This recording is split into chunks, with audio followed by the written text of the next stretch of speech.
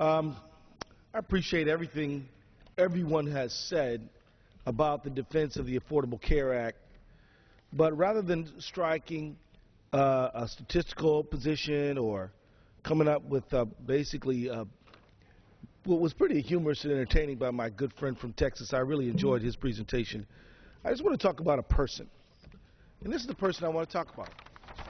This is a young lady from my district in the prime of her youth. She's only 25.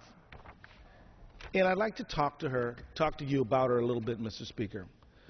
Today we're going to vote to repeal the Affordable Care Act for the 31st time. We're wasting 2 days debating a bill that has already passed the House and has no chance in the Senate.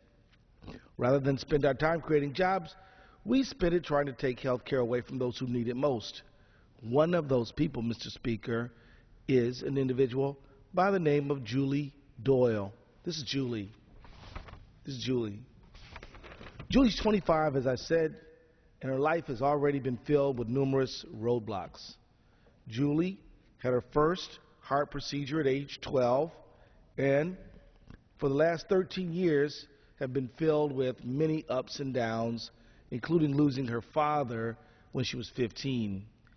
Despite numerous health issues, Julie is still very active as a captain of her softball team, captain of her tennis team. She's a student council member and an active community volunteer.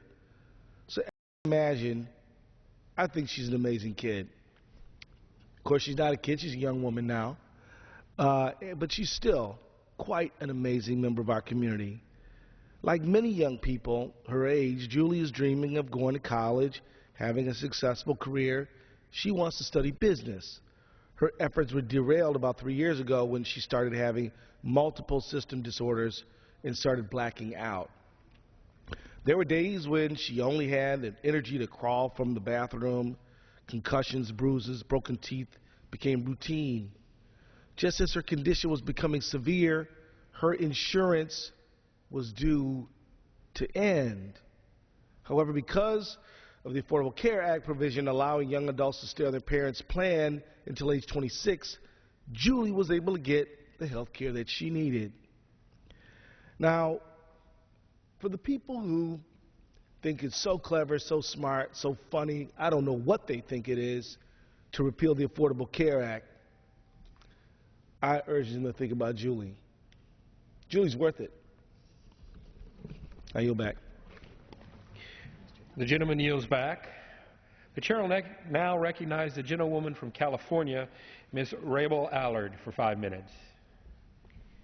Mr. Speaker, this is day 2 of the misguided Republican attempt to repeal the Affordable Care Act. We have been down this road 31 times with the same arguments and the same often misleading rhetoric that does not reflect the true benefits of the Affordable Care Act. Those who argue against it are not speaking for my 167,000 uninsured constituents who for the first time will receive health insurance coverage when the law is fully implemented. And they are not speaking for the 7,000 young adults who can stay on their parents' insurance plans until they're age 26, or the 510 small businesses in my district